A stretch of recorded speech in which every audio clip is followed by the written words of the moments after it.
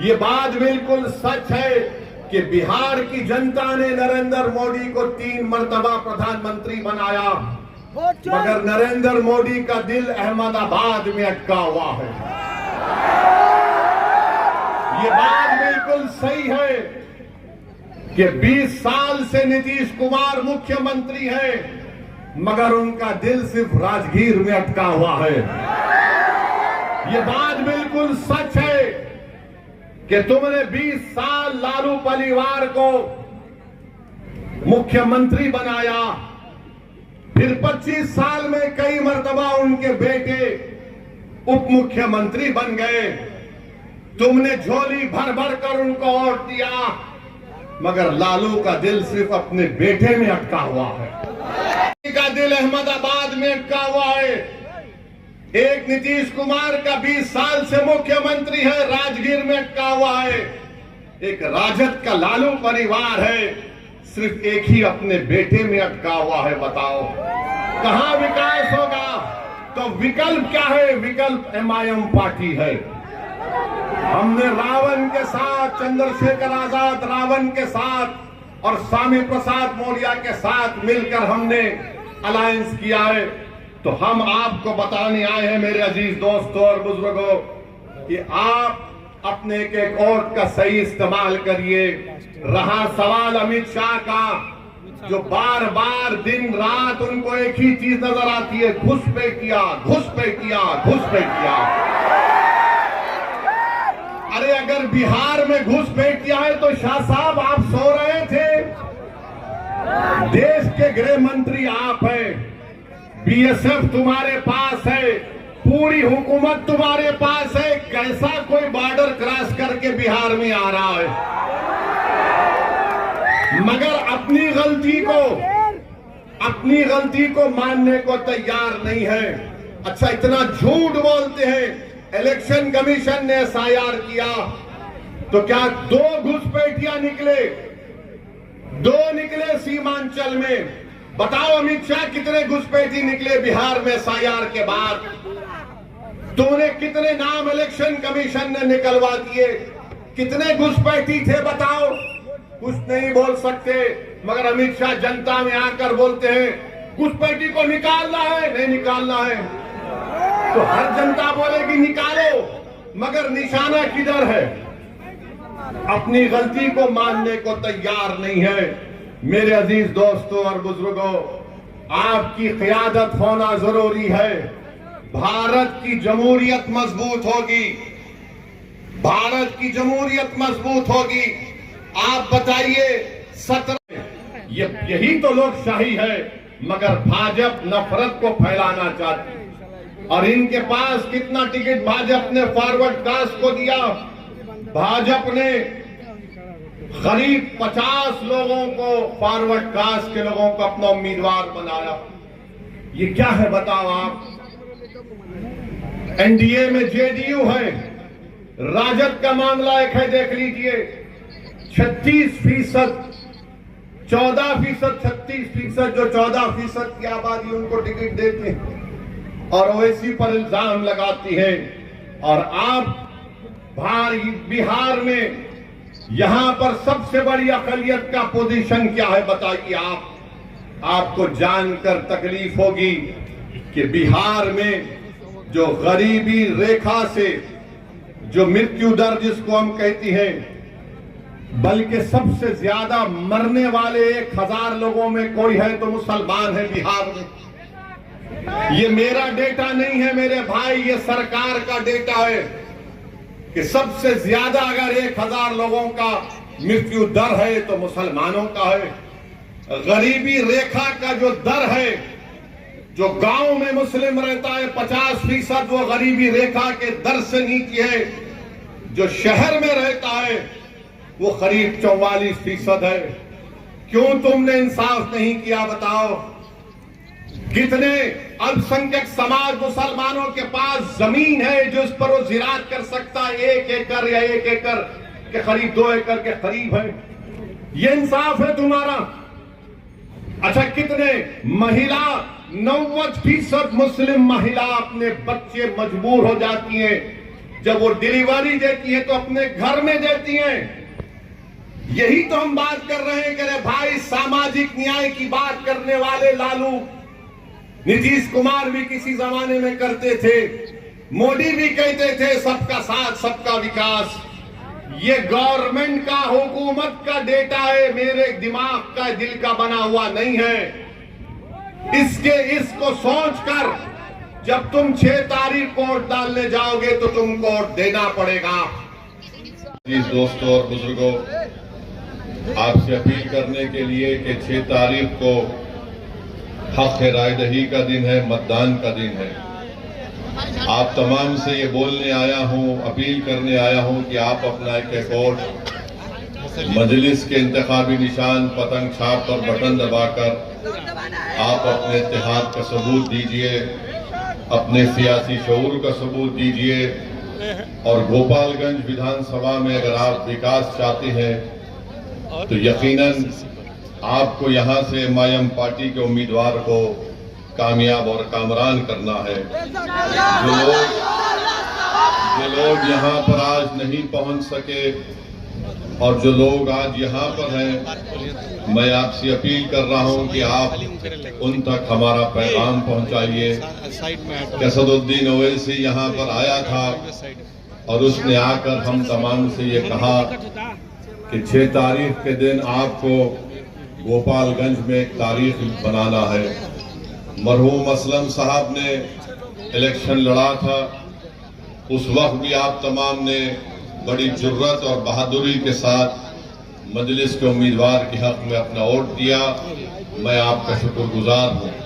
मगर अब की बार हमको यहाँ से अपना विधायक को कामयाब और कामरान करना है, ताकि वो बिहार की विधानसभा में जाकर यहाँ पर जो तालीम का मसला है, जो यूनिवर्सिटी एक जिले में नहीं है, उसको बना सके। यहाँ पर अस्पताल नाम का तो है, मगर यहाँ पर डॉक्टर और दवाएं नहीं मिलती है। यहाँ का नौजवान बेरोजगार है, उसका मुकद्दर बेरोजगारी बना दिया गया है। और आप जानते हैं कि बड़ी तादाद में नौजवान यहाँ से निकलकर भारत के कोने कोने में चले जाती है। गांव में रोड नहीं है और फिर आप देखते हैं कि बहुत ज्यादा यहाँ पर किसानों को परेशानी है, सिंचाई का इंतजाम नहीं है, बिजली का कोई मौसर इंतजाम नहीं है। तो ये तमाम ऐसे मसले हैं जहां पर आपको एक हरकियाती विधायक को कामयाब करना है। जो एमआईएम पार्टी ने अनस सलाम को यहां पर आपके सामने पेश किया है। मेरे अजीज दोस्तों और बुजुर्गों, अल्पसंख्यक समाज जो भारत की 14% आबादी, उसमें से किसी को टिकट नहीं देते। जेडीयू है तो कितने दिए? 2 टिकट दिए। और फिर मोदी जी किस जबान से ये जनता के सामने आकर कहते हैं कि भाइयों बहनों, मैं सबका साथ, सबका विकास और सबका विश्वास चाहता हूं। आप बताइए, जब हम इंसाफ की बात करते हैं तो वो सच्चाई पर मुबन्नी है। बाबा साहेब अम्बेडकर ने जो संविधान बनाया, बाबा साहेब अम्बेडकर ने संविधान में लिखा कि अब तो मैं संविधान बना रहा हूं, तो अब ये जिम्मेदारी उन कमजोर लोगों की है जिनके पास कोई ताकत नहीं है। अगर उनको ताकत हासिल करना है, उनको अगर सामाजिक न्याय को हासिल करना है, अगर उनको बराबरी चाहते हैं, अगर वो हिस्सेदारी चाहते हैं, अगर वो इज्जत चाहते हैं, अगर वो समाज में अपना मुकाम चाहते हैं, अगर वो नाइंसाफी को खत्म करना चाहते हैं, अगर वो जालिम के जुल्म को रोकना चाहते हैं, तो बाबा साहेब अम्बेडकर ने संविधान में लिख दिया कि तुमको इंसाफ को हासिल करना पड़ेगा, तुमको भाईचारगी को हासिल करना पड़ेगा, तुमको आजादी को हासिल करना पड़ेगा। जो हम इस आजादी की जब हम बात करते हैं, हम चाहते हैं कि जो जंजीरें हमारे दिलो दिमाग में डाल दी गई है, जिसकी बुनियाद पर हम किसी की गुलामी करने के लिए मजबूर हो जाते हैं, ओवैसी आज तुम्हारे दरमियान में आकर कह रहा है, अगर 3% आबादी वाला कहता है कि मल्लाह का बेटा उप मुख्यमंत्री होगा, तो ओवैसी कहता है कि बिहार के 17% मोहम्मद और आदम का बेटा भी इंशाअल्लाह ताला मुख्यमंत्री होगा। आज हम ये भी देखते हैं कि बिहार में जिसकी आबादी 3% की नहीं है, वो ये कह रहे हैं कि अब की बार उनका उप मुख्यमंत्री राजद से होगा, और जिसकी आबादी 17% है उनका कोई नामो निशान नहीं है। अगर कोई बिहार में कहता है कि अब के बार मल्लाह का बेटा डिप्टी चीफ मिनिस्टर होगा, तो मैं पूरे आप तमाम से एक सवाल और एक फिक्र देकर जाना चाहता हूं कि क्या आदम का बेटा मुख्यमंत्री नहीं हो सकता? क्या अब्दुल का बेटा मुख्यमंत्री नहीं हो सकता? क्या मोहम्मद का बेटा मुख्यमंत्री नहीं हो सकता? क्या अनस सलाम आपका विधायक नहीं हो सकता? अभी चुनाव शुरू नहीं हुआ तो मल्लाह के बेटे ने कह दिया, राजद के नेता के मौजूदगी में कह दिया कि अब के बार उप मुख्यमंत्री हमारे समाज का होगा, जिनकी आबादी सिर्फ 3% है, और जिसकी आबादी 17% है, जो मोहम्मद का बेटा है, जो आदम का बेटा है, जो अहमद का बेटा है, वो ये ख्वाब भी नहीं देख सकता है। तो ये इंसाफ की लड़ाई है, याद रखिए। 17% है, और कितने टिकट दिए जाते हैं? जो 14% है उनको कितने टिकट मिलते हैं आप खुद देख लीजिए। 14% है तो 36% टिकट दिए जाते हैं। अब आप बताइए, जब असदुद्दीन ओवैसी ये बात करता है तो ये लोग हमको झूठा इल्जाम लगाते हैं कि वोट कटवा है। ये वोट काटने के लिए आया है। मेरे अजीज दोस्तों और बुजुर्गों, यकीनन हम वोट लेंगे और वोट देंगे भी इंशाअल्लाह ताला। जंगल राज थे जिसमें राज वोट तो ले लिया मगर राज कोई और कर रहा था, गरीब को कोई फायदा नहीं हुआ। अरे बिहार में 4% लोग, 4% बेरोजगारी का तनासुब है, 4% देश से ज्यादा। बिहार में 28% लोग अपना घर बार छोड़कर देश के कोने कोने में जाते हैं, और फिर बिहार में उनके 28% लोग जाने की वजह से करीब 30 से 50% घर मुतासिर होते हैं।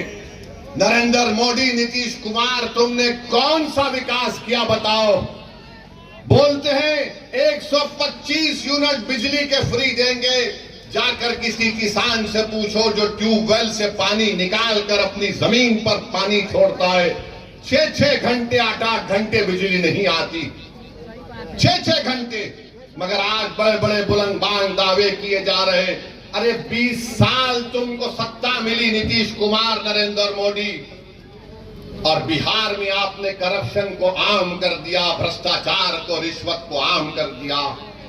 एक रेट होता है, इतना पैसा देंगे तो म्यूटेशन होगा, इतना पैसा देंगे तो रजिस्ट्री होगा, इतना पैसा देंगे तो आवास योजना में हिस्सा मिलेगा। अरे तुम 20 साल से गरीब का खून चूस कर हमारी माओ के अकाउंट में सिर्फ 7,000 रुपया डालते हो। अरे तुमको तो डालना था, इतनी रिश्वत तुम्हारे दौर में आम हो गई कि तुम कम से कम एक के अकाउंट में 50,000 डालते तो शायद हम कैसे मान सकते थे कि तुमने रिश्वत का एक 5% हिस्सा गरीबों को दिया। इतना रिश्वत तुमने लिया है।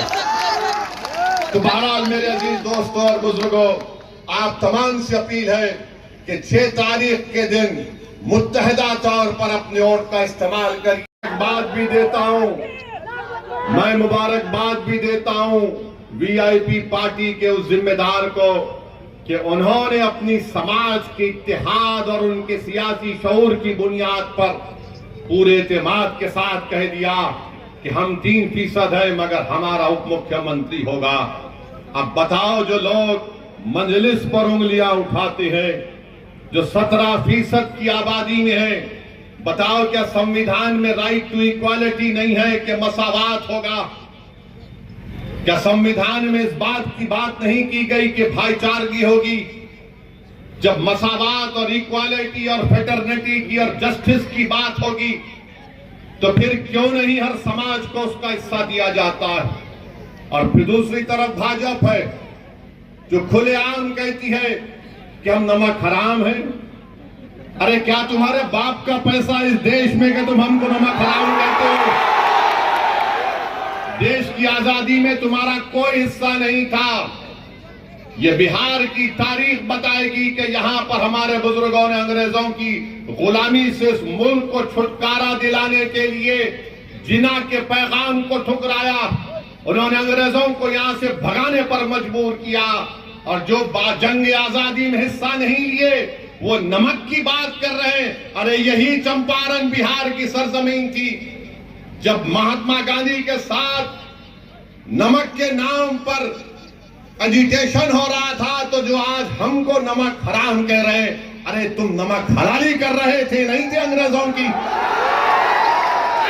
ये देश सबका है, वोट किसी को मिलेगा नहीं मिलेगा इसकी बुनियाद पर किसी पर उंगली नहीं उठाई जा सकती है। कोई फिक्र नहीं है, लोग इल्जाम लगाते हमको कोई फिक्र नहीं है, मगर हमारा एक ही ख्वाब है कि हम इस दुनिया से जाने से पहले देखना चाहती हैं कि भारत की जमहूरियत और मजबूत हो, और मजबूत ऐसे होगी जब यहाँ पर अल्पसंख्यक समाज को उनके अपनी सियासी लीडरशिप होगी।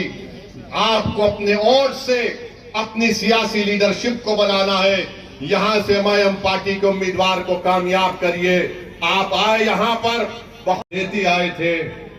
ये जालिम लोग नहीं चाहते कि आप वोट हासिल करें। मजलिस आपको ये पैगाम देने आई है कि हम वोट लेंगे भी, वोट हासिल भी करेंगे और इंशाअल्लाह ताला हम यहाँ से अपने उम्मीदवार को यहाँ का विधायक बनाकर भिजाएंगे। और दूसरी तरफ